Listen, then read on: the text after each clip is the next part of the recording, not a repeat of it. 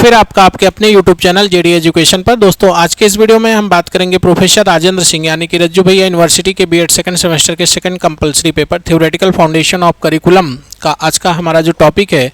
इस वीडियो में जिस टॉपिक को आज हम लोग पढ़ने वाले हैं वह है आपका वनस्थली विद्यापीठ का जो मॉडल है एवं मतलब एजुकेशन टीचर एजुकेशन का जो मॉडल है उसके बारे में आज हम लोग इस वीडियो में पढ़ेंगे। तो वनस्थली विद्यापीठ जो है इसमें क्या मेथड्स या क्या मॉडल्स अपनाए जाते हैं टीचर एजुकेशन के लिए, इसी के बारे में हम विस्तार पूर्वक इसमें देखेंगे। टॉपिक आपके एग्जाम के लिए इंपॉर्टेंट है तो वीडियो को अंत तक जरूर देखिएगा। और अगर वीडियो को पहली बार देख रहे हैं, हमारे चैनल पे पहली बार आए हैं, तो हम आपको बता दें कि रज्जू भैया यूनिवर्सिटी के बीएड सेकंड सेमेस्टर के जो 4 पेपर हैं उन चारों पेपर की अलग अलग प्लेलिस्ट आपको हमारे चैनल पे मिल जाएगी।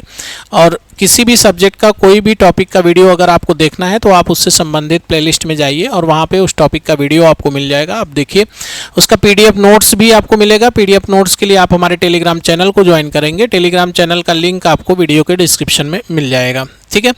अगर आपको अपने बीएड एग्जाम से रिलेटेड कोई प्रश्न पूछना है या कोई डाउट है तो आप हमसे बात कर सकते हैं हमारे टेलीग्राम ग्रुप के माध्यम से, और ग्रुप का भी लिंक आपको वीडियो के डिस्क्रिप्शन में मिलेगा। वहाँ पर बहुत सारे बच्चे जुड़े हुए हैं, उसका लाभ उठा रहे हैं। आप भी जुड़िए, आप भी उसका लाभ उठाइए।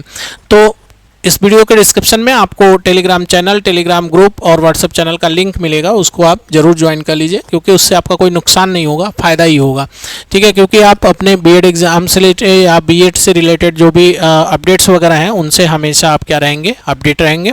और चैनल को, यूट्यूब चैनल को जरूर सब्सक्राइब कर लीजिए, साथ में बेल आइकन को जरूर प्रेस कर दीजिए, क्योंकि कोई भी वीडियो, कोई भी अपडेट हम देते हैं उसका नोटिफिकेशन आपको तुरंत मिल जाए, इसलिए बेल आइकन को प्रेस करना जरूरी है।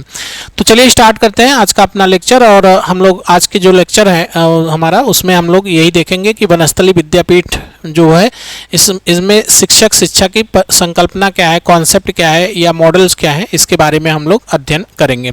तो सबसे पहले हम लोग ये जान लेते हैं कि वनस्थली विद्यापीठ है कहाँ पे, इसके फाउंडर कौन है ना, इसकी स्थापना कब हुई थी, इसके बारे में थोड़ा सा हम लोग जान लेते हैं, फिर आगे बढ़ते हैं।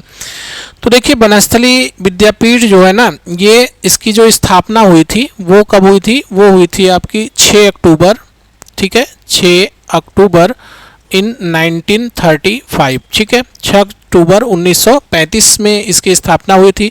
इसके फाउंडर की बात करें तो फाउंडर्स में आपका 2 लोग थे, ठीक है। ये कौन कौन थे, तो ये थे पंडित हीरालाल शास्त्री और श्रीमती रतन शास्त्री, इनकी पत्नी थी। तो ये 2 लोगों ने इसकी स्थापना की थी। और ये इसकी स्थापना जो हुई थी, है ना, इन्होंने अपनी पुत्री शांताबाई की स्मृति में इस महिला और महिलाओं की शिक्षा को बढ़ावा देने के उद्देश्य से इसकी स्थापना की थी। तो आपको बता दें कि ये जो वनस्थली विद्यापीठ है, ये यहाँ पर सिर्फ जो है महिलाओं को शिक्षा दी जाती है, और वो भी प्राइमरी लेवल से लेकर पीएचडी तक की पढ़ाई यहाँ पर होती है। मतलब आपको अगर एक बार आप यहाँ पे एडमिशन ले लें तो आप पूरी पीएचडी करके ही वापस निकलेंगे, ऐसी व्यवस्था है यहाँ पे, ठीक है। ये कहाँ पे है ना, तो ये है आपका हमारा जो भारतवर्ष है, ठीक है। इसमें एक स्टेट है राजस्थान, ठीक है। तो राजस्थान के टोंक जिले में, है ना, अब ये वनस्थली गांव में ये स्थित है, ठीक है। राजस्थान का टोंक जिला है और उस जिले में गांव है वनस्थली, वहीं पर ये जो विद्यापीठ है, जो स्कूल है, वो वहाँ पर है, ठीक है। तो ये जो है वनस्थली विद्यापीठ, ये भारत का प्रमुख महिला आवासीय विश्वविद्यालय, यहाँ सिर्फ महिलाओं को ही शिक्षा प्रदान की जाती है, ठीक है। वो भी प्राथमिक स्तर से लेके पीएचडी लेवल तक की पढ़ाई उपलब्ध है। तो ये था कुछ जानकारी वनस्थली विद्यापीठ के बारे में। और अब हम लोग आगे बढ़ते हैं और इनका जो इंट्रोडक्शन है उसको देखते हैं कि कॉन्सेप्ट क्या है, ठीक है।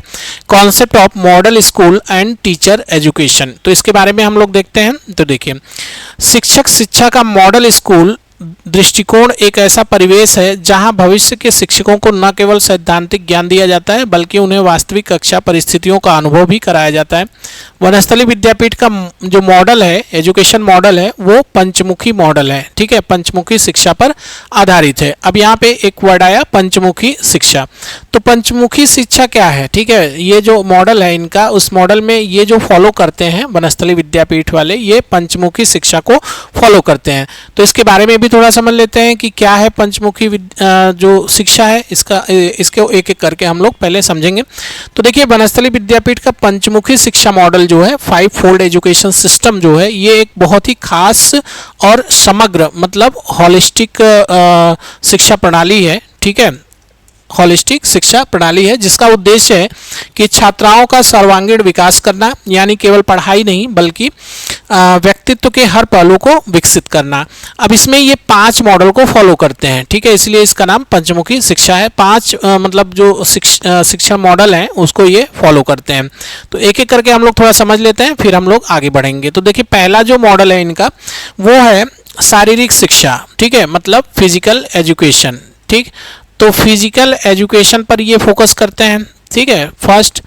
और उसके बाद फिर ये दूसरा जो है ये इंटेलेक्चुअल एजुकेशन पे करते हैं, मतलब जिसको हम लोग बौद्धिक शिक्षा कहते हैं। तो ये दो पहले समझ लेते हैं। तो देखिए यहाँ पे जो फिजिकल एजुकेशन है, ठीक है, इससे क्या होता है कि छात्राओं में फिटनेस, अनुशासन और आत्मविश्वास बढ़ता है। दूसरा इंटेलेक्चुअल एजुकेशन मतलब बौद्धिक शिक्षा, तो इससे क्या होता है कि उनके ज्ञान, सोचने की क्षमता और करियर निर्माण होता है इनसे, ठीक है। तीसरा जो इनका मॉडल है वो है व्यवहारिक शिक्षा मतलब प्रैक्टिकल एजुकेशन, ठीक है। तो प्रैक्टिकल एजुकेशन जो होता है इससे क्या होता है, छात्राएं क्या बनती हैं, आत्मनिर्भर बनती हैं। यह शिक्षा जीवन कौशल सिखाने पर आधारित है, ठीक है।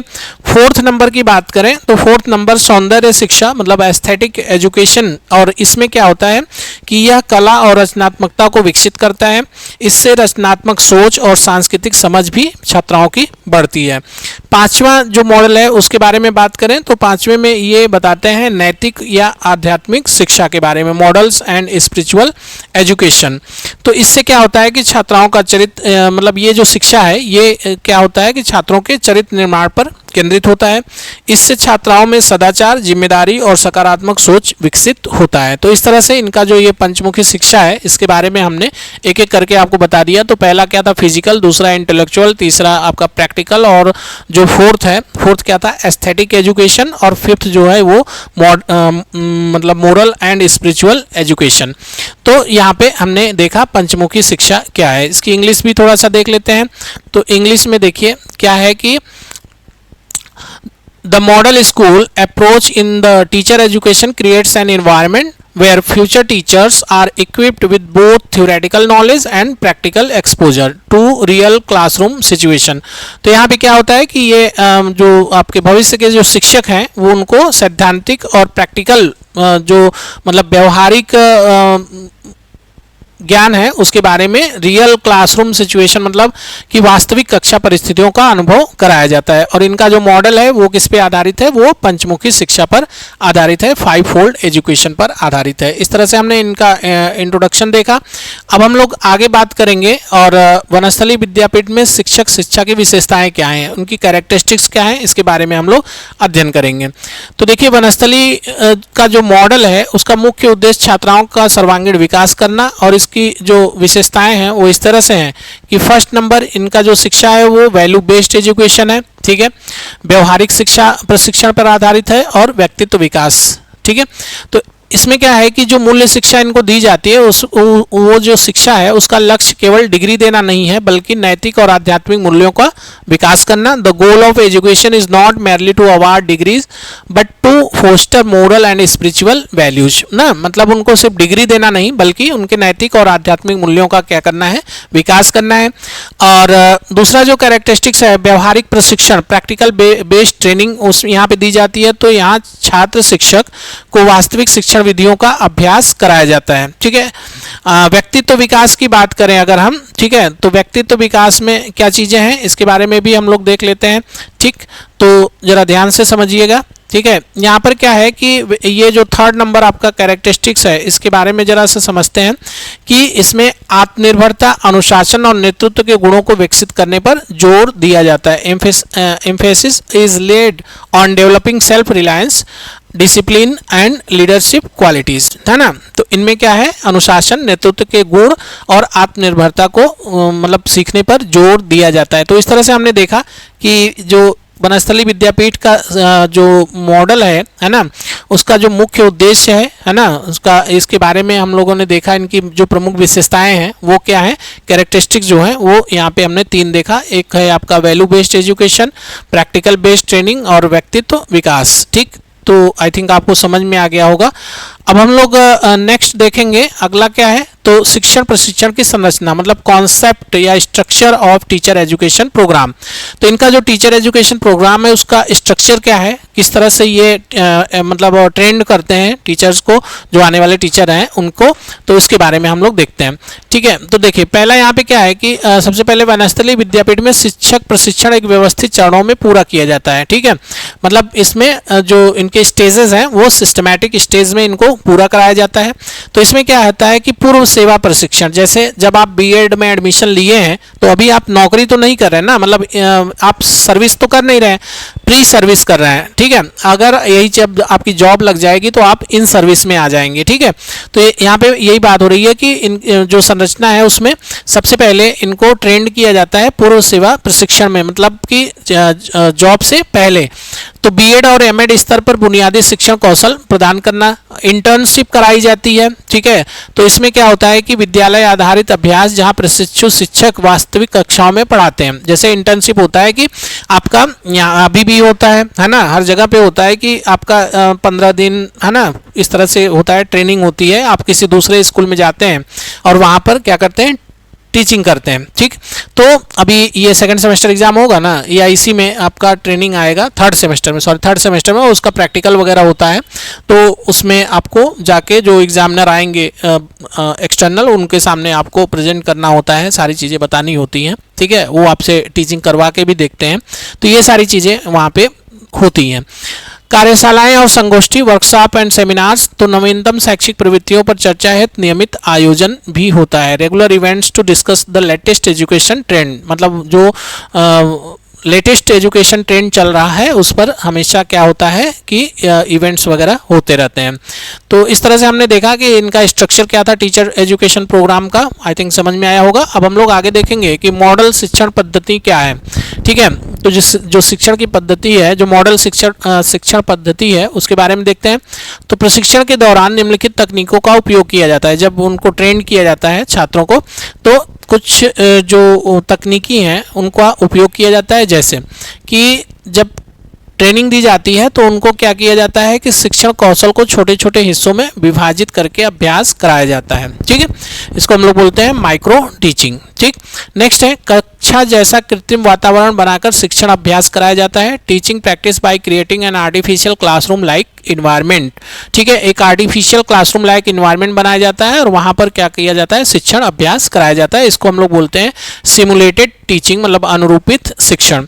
नेक्स्ट है कि अपने ही अध्यापन पर विचार करना और सुधार करना, मतलब रीथिंकिंग। ठीक है, तो reflecting upon one's own teaching to identify and make improvements, मतलब कि जब हम अपने किए हुए जो भी काम करते हैं अगर उस पर हम पुनर्चिंतन करते हैं तो उससे क्या होता है कि हमें ये पता चलता है कि हमने कहाँ पे गलती की और हमें किस जगह पे सुधार करना चाहिए जिससे हमें इम्प्रूवमेंट आ जाए। तो इस तरह से रिफ्लेक्टिव टीचिंग भी इसमें कराई जाती है। ठीक है, नेक्स्ट आईसीटी और डिजिटल टूल्स का प्रभावी एकीकरण, effective integration of ICT and digital tools. ठीक है, इंफॉर्मेशन कम्युनिकेशन एंड टेक्नोलॉजी और डिजिटल जो टूल्स हैं इनका इंटीग्रेशन करना, एकीकरण करके शिक्षा देना। तो इसमें क्या होता है, ये एक तरह से ये आपका एजुकेशनल टेक्नोलॉजी।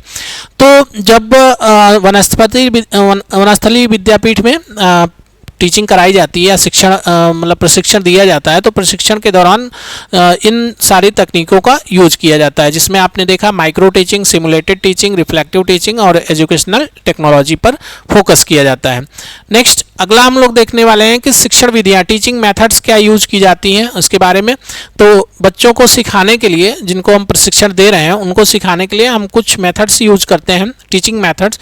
वो कौन कौन, तो एक तो है प्रोजेक्ट विधि, मतलब वहाँ पे सीखने को व्यवहारिक अनुभव से जोड़ा जाता है। ठीक है, ऐसा नहीं कि सिर्फ एग्जाम दिया, पास कर लिया और बस हो गया, आपकी ट्रेनिंग हो गई। नहीं, वहाँ पर क्या होता है कि प्रोजेक्ट मेथड फॉलो किया जाता है, मतलब कि जो भी हम सीख रहे हैं उसको अपने व्यवहारिक जो प्रैक्टिकल हमारा एक्सपीरियंस है उससे क्या करना है, कनेक्ट करना है।